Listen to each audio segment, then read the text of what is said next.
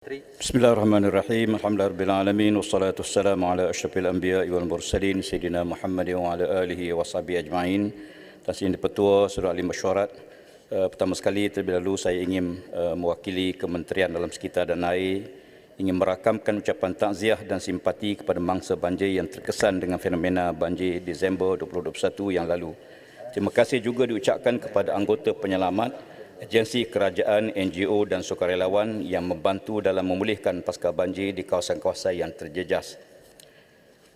Bagi pihak Kementerian Alam Sekitar dan Air, kita ingin jelaskan tentang perdewan yang mulia ini mengenai perancangan jangka pendek, jangka panjang yang akan dilaksanakan oleh Kementerian Alam Sekitar dan Air dalam menangani fenomena banjir pada masa akan datang.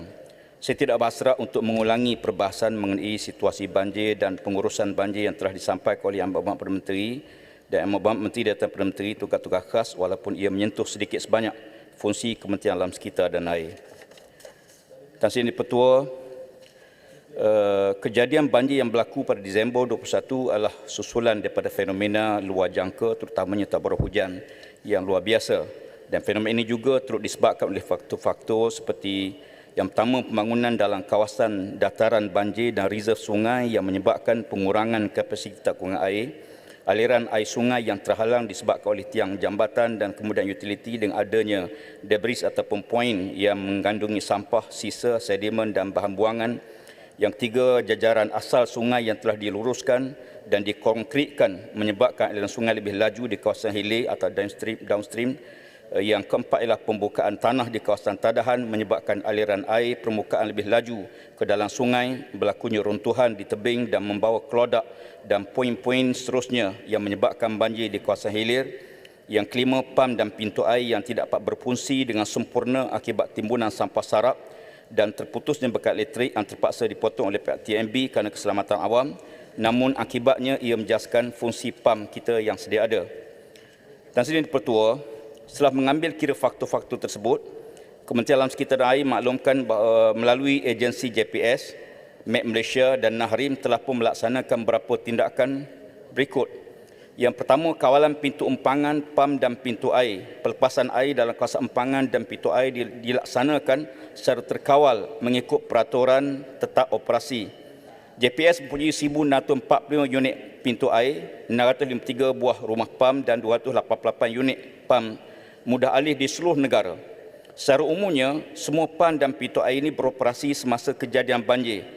Sebanyak 68 pam bergerak, 49 pam kekal operasi di Selangor, 7 pam bergerak dan 20 pam kekal operasi di Pahang, 12 pam bergerak dan 8 pam kekal operasi di Kelantan. Saya juga maklumkan bahawa kawalan smart kita pada waktu banjir telah pun naik pada mod 4 selama 22 jam berbanding pada tahap biasa 3 jam saja sejak dia mula dioperasi. Yang ketiga ialah sistem pelancongan banjir dan sistem takungan. Saya ingin bagi fokus kepada penyelesaian sebagaimana yang diminta kepada Kementerian Alam Sekitar untuk membentang pada kali ini. Di antara langkah-langkah yang dilaksanakan bagi penyelesaian jangka pendek atau jangka sederhana ialah yang pertama, memastikan kesiapsiagaan infrastruktur tempatan banjir, yakni pam, pintu air dan genset dengan kerjasama kerajaan negeri supaya berfungsi pada tahap optimal dengan anggaran keperluan kos menjelang tahun 2023 sebanyak RM185 juta. Yang kedua, menyelenggara, mendalam dan membersihkan saliran utama, sungai serta kolam takungan banjir bagi meningkatkan kapasiti aliran dan takungan air larian permukaan dengan anggaran keperluan menjelang tahun 2023 ialah sebanyak RM200 juta. Yang ketiga ialah menaik taraf 516 stesen siren sedia ada dengan penambahbaikan kepada sistem suara atas suara siren tersebut supaya lebih berkesan serta mendapat dibezakan dengan sistem siren ambulan atau polis. Untuk makluman Dewan Yang Mulia, 155 sistem kamera web sedia ada akan juga dinaik taraf di samping membina 361 stesen kamera web yang baru. Kerja-kerja ini melibatkan penambahbaikan kepada aspek perkongsian visual, keadaan semasa di kawasan lembangan sungai dan orang ramai agar lebih bersedia apabila parah air sungai mencapai tahap yang bahaya. Kedua-dua kerja ini melibatkan anggaran menjelang tahun 2023 ialah sebanyak RM160 juta. Mempertingkatkan program pendidikan dan pembangunan R&D, kesan perubahan iklim, sebagaimana yang telah disentuh oleh banyak pihak. Yang kelima ialah mewujudkan prosedur tetap operasi bagi makluman taburan hujan dan aras air serta mewujudkan flood equation map, di mana kita telah membangunkan 36 kawasan lembangan sungai dan 15 kawasan yang sedia dalam penyelidikan. Yang keenam ialah memberikan amaran awal kepada penduduk dengan fenomena air pasang besar dan kenaikan aras laut. Yang ketujuh, menaik taraf 100 buah stesen pencerapan cuaca permukaan automatik yang sedia ada, yang sebahagiannya telah pun perlu dinaik taraf untuk lebih menepati, lebih canggih dengan data-data dan maklumat yang sedia ada.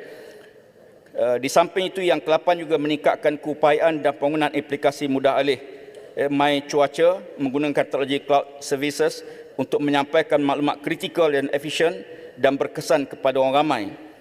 Dan yang ke-9 ialah meningkatkan penglibatan pakar ramalan cuaca numerical sedia ada bersama dengan pakar-pakar daripada beberapa buah negara maju termasuk di UK, US dan Jepun. Yang ke-10 ialah menyediakan implikasi khusus kepada produk-produk model ramalan cuaca numerical untuk keperluan pemegang taruh seperti ramalan banjir, keadaan alam sekitar, penerbangan dan perkapalan. Yang ke-11 ialah meningkat saiz storan ataupun perkomputeran sedia ada bagi operasi ramalan terperinci beresolusi sub-kilometer bagi kawasan rentan dan mempunyai kepadatan penduduk yang tinggi, terutama di kawasan bandar utama seluruh negara. Di antara langkah yang diambil dan disusun oleh pihak Kementerian Alam Sekitar dan Air bagi jangka panjang ialah kita perlu memperkasakan tadbir urus adaptasi perubahan iklim sektor air melalui pembangunan Akta Adaptasi Sektor Air sebagai strategi jangka panjang dengan mengambil kira keperluan peningkatan tahap perlindungan infrastruktur saliran dan pantai negara. Di bawah akta ini, KASA akan mencadangkan penubuhan sebuah tabung khas atau kumpulan wang amanah untuk peningkatan kapasiti adaptif sektor air dan kawasan pesisir melalui pembangunan dan penyelenggaraan infrastruktur yang mengambil kira faktor perubahan iklim. Yang kedua, membangunkan pusat adaptasi kebangsaan di bawah Kementerian Alam Sekitar dan Air bagi menyelaras dasar dan pelaksanaan adaptasi perubahan iklim, integrasi pengurangan risiko bencana dan pencegahan kehilangan dan kerosakan akibat kesan perubahan iklim yang melibatkan sektor-sektor yang mudah terancam. Yang ketiga ialah membangunkan struktur dan reka bentuk infrastruktur tebatan banjir berkonsepkan make room for water seperti menaik taraf sistem pengurusan banjir, pantai, sungai-sungai utama serta menaik taraf benteng atau ban pantai, sungai dan parit dengan meningkatkan tahap perlindungan kala purata ulangan atau ARI, reka bentuk infrastruktur saliran dan pantai daripada 100 tahun ARI kepada 200 tahun ARI. Yang keempat ialah penggunaan pendekatan nature-based solution seperti pembinaan denai sungai sebagai platform penglibatan masyarakat dalam aktiviti perlindungan, pembersihan dan pemeliharaan sungai. Yang kelima, meningkatkan kapasiti takungan air banjir melalui pelaksanaan projek takungan air pinggiran sungai atau ringkasnya TAPS dan empangan bagi tujuan tebatan banjir dan sumber air. Yang keenam, penggunaan mandatory pelan-pelan dan garis panduan manual saliran mesra alam atau MASMA dan pelan induk saliran mesra alam PISMA oleh kerajaan negeri dan pihak berkuasa tempatan PBT dan memperkasakan pematuhan pelan hakisan klodak atau ESCP. Yang ketujuh, meningkatkan kesedaran awam dengan public outreach program dan program kesedaran alam sekitar melalui pendekatan SEPA seperti latihan menghadapi banjir atau flood drill dengan izin. Pendekatan ini akan dilaksanakan di peringkat sekolah, masyarakat dan juga melalui agensi rukun tetangga untuk meningkatkan kesedaran rakyat menghadapi amaran banjir dan langkah yang perlu diambil jika berdepan dengan ancaman ini. Yang ke-8 ialah memperkasakan pelaksanaan pendekatan pengurusan lembangan sungai bersepadu atau IRBM dalam pengurusan lembangan sungai melalui 4 objektif utama. Yang pertama, memastikan air mencukupi. Yang kedua, memastikan air bersih. Yang ketiga, mengurangkan risiko banjir. Yang keempat, melestarikan alam sekitar. Untuk makluman Dewan Yang Mulia, melalui pembangunan pelan IRBM, cadangan perancangan dan pembangunan sumber air dalam sesebuah lembangan mestilah dijadikan rujukan mandatory oleh pihak kerajaan negeri dan semua pihak berkepentingan. Dalam merancang pembangunan, kesan terhadap kelestarian alam sekitar perlu diberi perhatian, terutamanya sumber air yang sangat diperlukan oleh negara. Dan kesembilan, ialah mewujudkan pusat ramalan cuaca numerical kebangsaan yang merangkumi pembangunan pusat komputer prestasi tinggi serta pembangunan pengoperasian dan penyediaan model cuaca. Di samping itu, KASA juga mengambil sikap terbuka untuk mempelajari pengalaman-pengalaman negara-negara lain dalam pengurusan banjir. Dalam hal ini, saya ingin maklumkan pada Dewan Yang Mulia ini bahawa kerajaan Belanda telah pun menawarkan bantuan kepada Malaysia melalui kedutaan Belanda di Kuala Lumpur.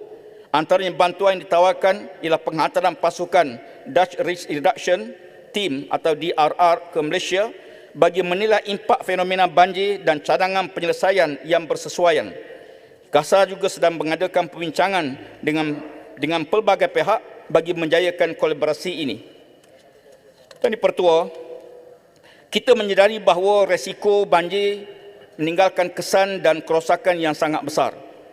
Namun, usaha-usaha yang perlu kita buat juga menelan belanja yang sangat besar. Kita meletakkan sasaran daripada 100 ARI kepada 200 ARI. Bermakna dia akan meningkatkan kos jangka panjang keseluruhan dalam tempoh 50 tahun hingga tahun 2010. Keseluruhan anggaran yang kita jangkakan menelan belanja lebih pada 300 bilion bagi mengatasi cabaran perubahan iklim ke atas negara, termasuk juga pembinaan tebatan banjir, pembinaan benteng, menaik taraf ban-ban yang sedia ada dan pencegahan hakisan pantai. Dan semua ini menelan kos yang sangat besar. Namun dalam jangka masa yang panjang, negara perlu melaksanakan beberapa langkah-langkah yang telah saya nyatakan tadi, sekurang-kurangnya bagi mengurangkan resiko pada masa hadapan. KASA percaya melalui cadangan penyelesaian segera, jangka pendek dan jangka panjang, impak fenomena banjir dari segi kemusnahan harta benda maupun kehilangan nyawa setidak-tidaknya dapat kita minimumkan.